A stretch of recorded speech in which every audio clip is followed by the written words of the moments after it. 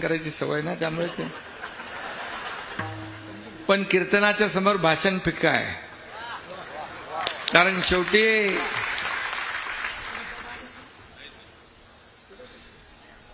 धर्माचं अधिष्ठान आणि राजकीय अधिष्ठान, धर्माचं अधिष्ठान राजकीय अधिष्ठानाच्या वरच आहे.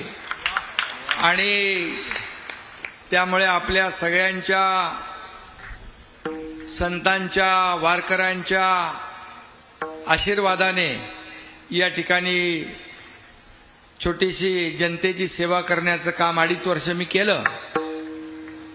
आणि म्हणून आज उपस्थित बाळासाहेब काशीद आहेत, पुरुषोत्तम महाराज मोरे आहेत, अप्पा आहेत, श्रीरंग अप्पा, विजय बापू आहेत, सुनील शेळके, शरद सोनावणे, विलास लांडे, बाळाभाऊ भेगडे, रवींद्र दंगेकर, समस्त वारकरी, माझ्या लाडक्या बहिणींनो आणि लाडक्या भावांनो आणि लाडक्या वारकऱ्यांनो. वारकऱ्याशिवाय काय चालत नाही ना. वारकऱ्यांनी ठरवलं की मग बरोबर कार्यक्रम करतात फिट.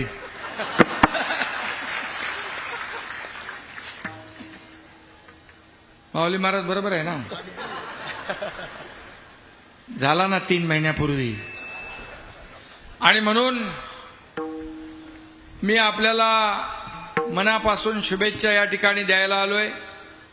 खरं म्हणजे आज मी भाग्यवान आहे की जगद्गुरू संत तुकाराम महाराजांच्या नावाचा अतिशय मानाचा सर्वोच्च पुरस्कार जो आहे तुमच्या या एकनाथ शिंदेला आज तुम्ही दिला. हे मी माझं भाग्य समजतो.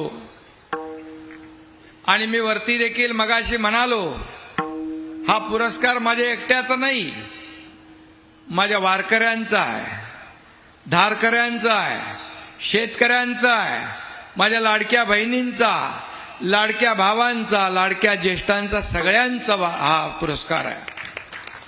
खरं म्हणजे मी माझं कर्तव्य केलंय. 2.5 वर्षामध्ये आपण पाहिलं, कमी काळामध्ये पायाला भिंगरी लावून हा एकनाथ शिंदे पूर्ण महाराष्ट्रामध्ये फिरला.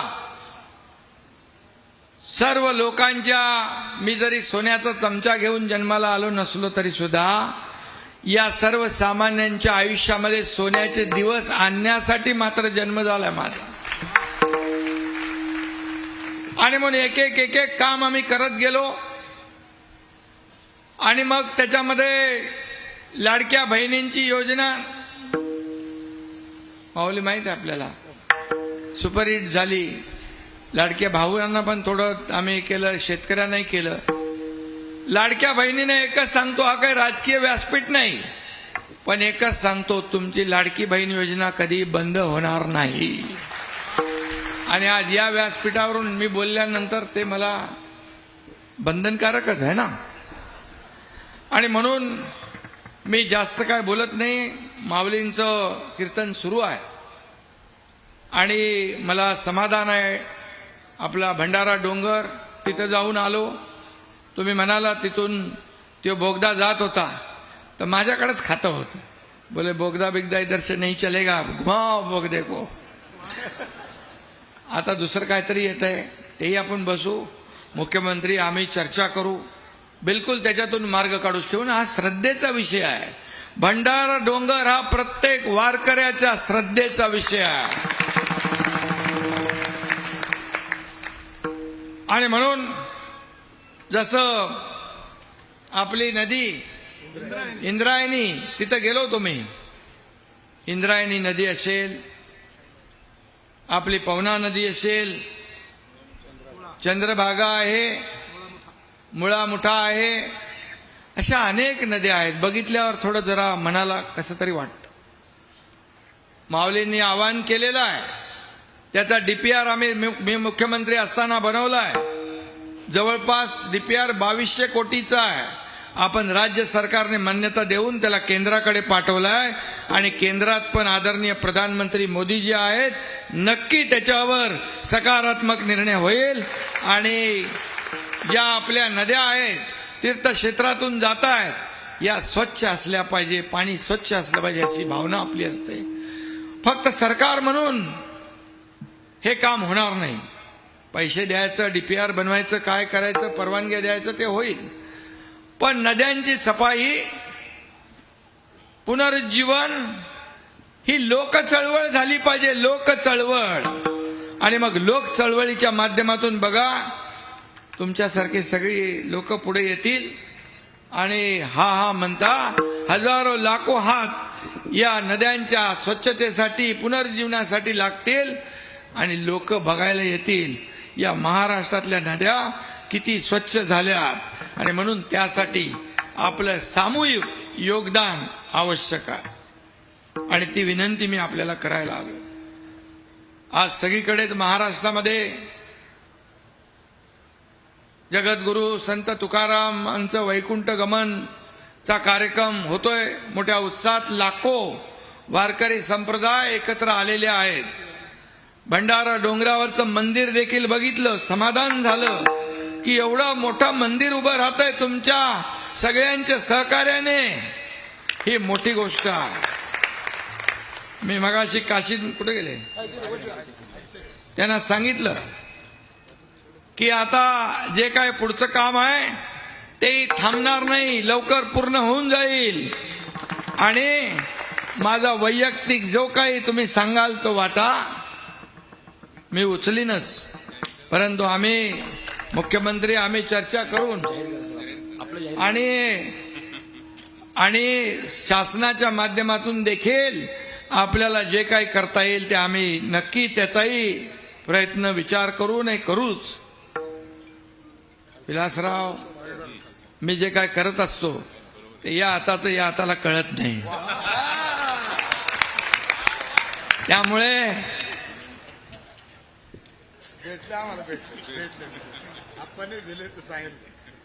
ही देना बँक आहे, लेना बँक नाही.